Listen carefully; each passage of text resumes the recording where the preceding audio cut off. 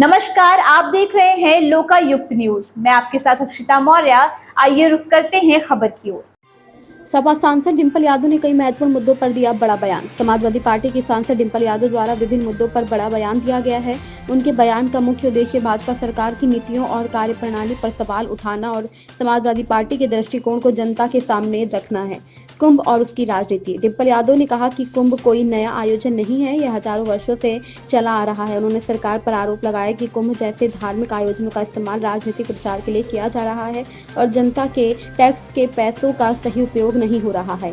महाकुंभ में कैबिनेट बैठक। उन्होंने माना कि महाकुंभ जैसे बड़े आयोजन के लिए कई बैठकें जरूरी होती हैं, लेकिन इस पे भी सरकार के प्रयासों पर सवाल उठाए। Uniform civil code.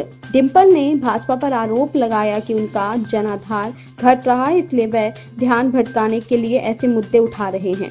दिल्ली विधानसभा चुनाव। डिंपल यादव ने आम आदमी पार्टी की जीत की भविष्यवाणी की और कहा कि अरविंद केजरीवाल को पूर्ण बहुमत मिलेगा। गंगा और गोमती सफाई अभियान। उन्होंने गंगा और गोमती नदी की सफाई के नाम पर भ्रष्टाचार का आरोप लगाया और भाजपा सरकार पर हजारों करोड़ रुपए खर्च करने के बावजूद कोई ठोस परिणाम न दिखाने की बात कही।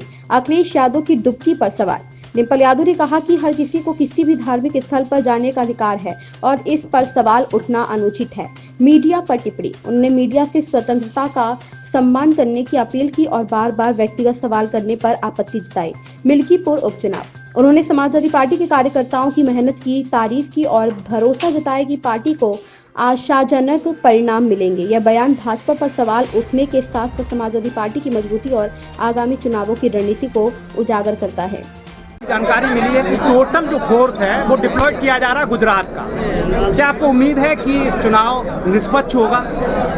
क्योंकि अभी मैनपुरी में करेल में चुनाव हुए हैं, विधायक के एमएलए के उपचुनाव हुए हैं और हमने देखा है कि किस तरह प्रशासन और शासन का रवैया रहा है। कहीं ना कहीं चुनाव जीतने के लिए भारतीय जनता पार्टी किसी भी हद तक जा सकती है और ये हम इसलिए नहीं अपनी मनगढ़ंत बात नहीं कह रहे, क्योंकि हमने देखा है और क्योंकि ये चंडीगढ़ का जब मेरे का उपचुनाव हुए थे तो रिकॉर्डिंग में भी है। तो मैं समझती हूँ भारतीय जनता पार्टी किसी भी हद तक जा सकती है चुनाव जीतने के लिए और उसमें धांधली करने के लिए। कुंभ, आजकल कुंभ की बड़ा चर्चा हो रही है और एक कौतूहल बन जाता है कि सपा सुप्रीमो जब कहीं भी जाते हैं तो वो नियम विरुद्ध काम करते हैं और सत्ता पक्ष के धर्म पे कब्जा कर रखा है। क्या कहेंगे? मैं समझती हूँ कि राजनीति और धर्म को कभी भी साथ मिलकर नहीं चलना चाहिए, क्योंकि कहीं ना कहीं आज की जो राजनीतिक पार्टियां हैं वह धर्म का इस्तेमाल करके सत्ता में काबिज रहना चाहती हैं और जो आम जनता की जो मूलभूत सुविधाएं हैं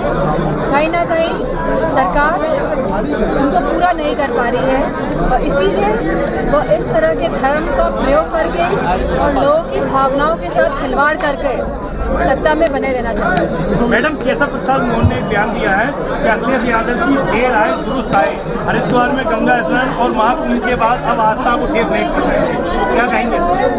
केशव प्रसाद मौर्य ने एक बयान दिया है कि अखिलेश यादव की देर आए दुरुस्त आए। समझते हो कि हम सभी को ये आज़ादी है कि हम किस समय कहाँ जाएं, क्योंकि कहीं ना कहीं जहाँ आज़ादी होती है वहीं पे सशक्तिकरण होता है और किसी को भी कोई अधिकार नहीं है कि वो प्रश्न करे कि कब जाए, कहाँ जाए, किधर जाए।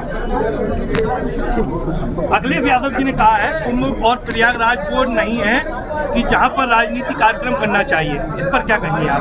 बयान सही है? यही बात कही। मैम, स्वास्थ्य व्यवस्थाएं बहुत अच्छा है, एक वीडियो भी वायरल हो रहा है। पूरी तरह से उत्तर प्रदेश में शिक्षा व्यवस्था, स्वास्थ्य व्यवस्था और कहीं ना कहीं मंडियां भी पूरी तरह से प्रभावित है और जिस तरह से इन सेगमेंट्स को काम करना चाहिए, क्योंकि इस सेगमेंट से सब लोग जुड़े हुए हैं सीधी तरीके से, तो कहीं ना कहीं जहाँ ये तीनों क्षेत्र पिछड़ रहे हैं, तो कहीं ना कहीं उत्तर प्रदेश के लोग, उत्तर प्रदेश के युवा, उत्तर प्रदेश के किसान भी पिछड़ रहे हैं। मैडम मिल्कीपुर को लेकर कितने आश्वस्त हैं अभी? मिल्कीपुर के लिए मिल्कीपुर को लेकर लोगों का पूरा साथ है मिल्कीपुर में, और परिणाम जिस तरह पहले आए थे अयोध्या से, उसी तरह मिल्कीपुर का भी परिणाम रहेगा। लेकिन मैं जिस तरीके से देखा गया तमाम अभी चुनाव जो हुए हैं उसमें प्रशासन या जो भी आरोप लगते रहे हैं कि कोई कसर नहीं छोड़ी थी इन्होंने, तमाम लोगों को वोट